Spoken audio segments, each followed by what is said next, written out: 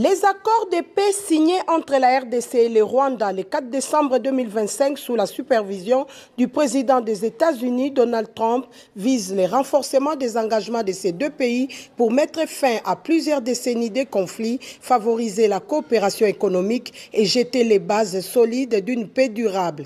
L'ambassadeur des États-Unis en RDC, Lucy Tamlin, qui reconnaît et applaudit cet événement historique de Washington, a au même moment, au cours d'une conférence de presse tenue en sa résidence, exprimé son indignation face à cette reprise des affrontements sur terrain dans la partie est de la RDC. Lucy Tamlin s'est dit déçue de ces comportements affichés par le Rwanda.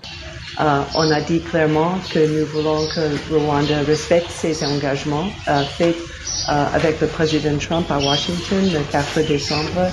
Donc, c'est ça notre réaction. Nous allons travailler très étroitement avec tous les pays concernés pour que les engagements soient respectés.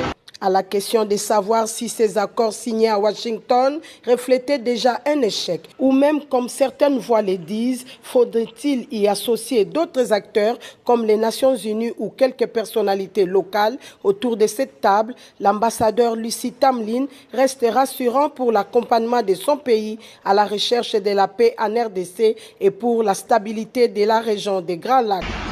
Non, je pense que le président Trump a montré qu'il va lutter pour la paix en RDC.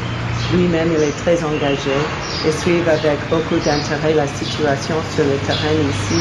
Et comme j'ai dit, nous sommes en train de préparer une réponse. Les États-Unis, selon Tamlin, restent fermement attachés à soutenir ces efforts tout en reconnaissant que l'immense potentiel économique de la région des Grands Lacs ne pourra se réaliser que par la mise en œuvre complète des engagements en matière de paix et sécurité. Et contrairement aux rumeurs circulant